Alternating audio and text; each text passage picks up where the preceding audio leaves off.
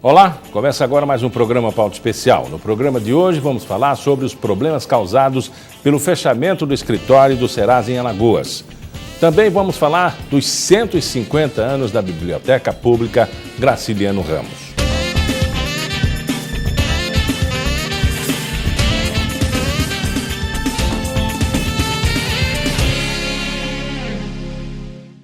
Com o fechamento da empresa Serasa Experian em Alagoas, muitos consumidores que precisam saber sobre a sua situação de crédito passaram a ser cobrados para ter acesso às informações. E agora? Os alagoanos estão tendo dificuldades em regularizar a sua situação cadastral. O Procon não aceitou a justificativa apresentada pela empresa e é sobre esse assunto que eu converso agora com Gustavo Costa, diretor da Escola Estadual de Direitos do Consumidor do Procon. Não há justificativa e os consumidores estão pressionando o Serasa, pressionando também o Procon, e o Procon não aceitou a justificativa. O Procon não aceitou a justificativa em razão primeiro das reclamações feitas no Procon, inicialmente pela cobrança, que não acontecia antes, quando se ia ao SPC e não se cobrava nada para ter uma certidão negativa. A partir do momento que o consumidor procurou o Serasa, não encontrou mais o atendimento presencial, foi até o SPC e foi cobrado por R$3 por esta informação. Nós convocamos o SPC, saber o motivo desta cobrança, e o SPC informou o seguinte, que a partir do momento do fechamento do Serasa, ele teve que dar certidões referente às informações do cadastro do SPC, como também do Serasa. Só que, em razão disso, o Serasa cobra pelas informações passadas para o SPC. E o SPC repassa essa informação ao consumidor. Convocamos, a princípio, o SPC, e o SPC disse que a partir do momento que o Serasa deixe de cobrar, também deixará de repassar ao consumidor. O fechamento de um instituto como esse, de um órgão de prestação de serviços como esse, importante para as relações de consumo, poderia ser feito dessa maneira, sem comunicação prévia? Não poderia.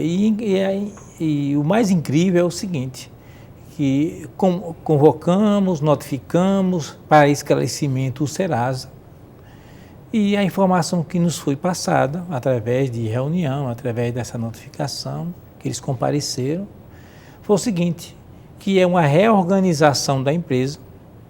Por coincidência, essa reorganização iniciou-se na região, uma das mais pobres do Brasil, Nordeste. No Nordeste se foi fechado o posto de atendimento presencial, principalmente nos estados mais pobres do Nordeste, o estado de Alagoas, o estado do Piauí, além de mais pobres, o índice de analfabetismo muito alto, o que nos deixa surpresos, mas que estaria fazendo contatos constantes com o Sindecom, que é a Secretaria Nacional de Defesa do Consumidor, para que houvesse um convênio para os PROCONs fornecer essa certidão aos consumidores nos estados que não têm mais o atendimento presencial, que é uma coisa inconcebível, inaceitável, pois o PROCON não vai servir de balcão de atendimento do Serasa. O Serasa é um órgão público, né? Com caráter público. A bancos, né? E também ao comércio. Quem administra o Serasa e quem poderia dar melhores informações e até mesmo recuar dessa proposta de readequação de mercado? Olha, não é uma decisão fácil, porque o Serasa já decidiu se reorganizar, iniciou, infelizmente, pelos locais mais pobres, mais simples, para você observar que, se você for hoje ao Serasa, não vai encontrar o atendimento preferencial, você vai ter que ir ao SPC, a cobrança inicial do SPC aqui em Maceió é de R$3, mas se você for ao interior, você chega ao ponto de, no mercado cedido pela própria Serasa, nas lan houses, nas farmácias mesmo que atendem, chegam a cobrar R$15 para o atendimento.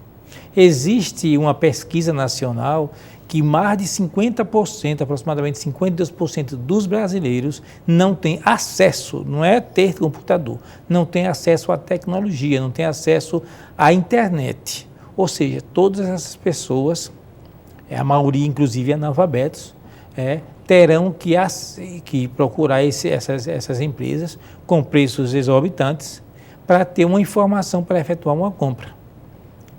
Então, o PROCON está estudando uma forma mais rápida, mais viável para solucionar esse problema.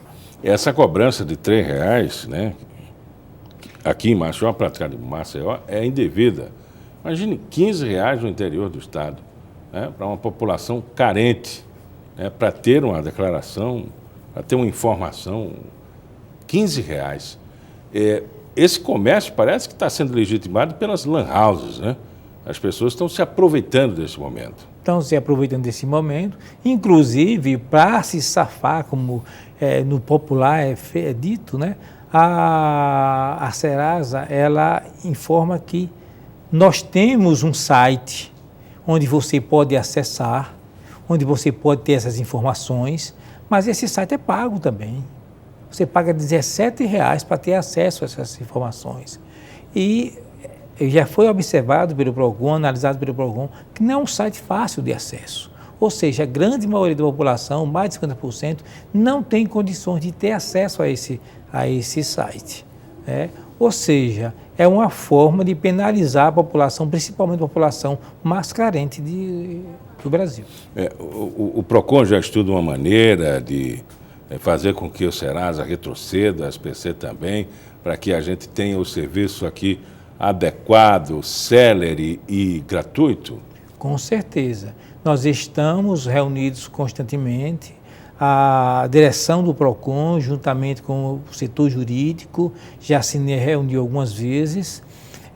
O jurídico já entrou em contato com o Ministério Público, com o Dr. Max, que é da área do consumidor, e estamos observando qual a melhor forma mais eficiente, mais eficaz, mais rápida, mais viável para agilizar essa situação. A princípio se pensou no seguinte: vamos entrar com uma ação administrativa punitiva, determinando a reabertura do posto de atendimento presencial em 10 dias, como determina o decreto 2047 de 2008, e caso isso não ocorra, a empresa será penalizada. Tem uma pena pecuniária, ela pagará essa pena.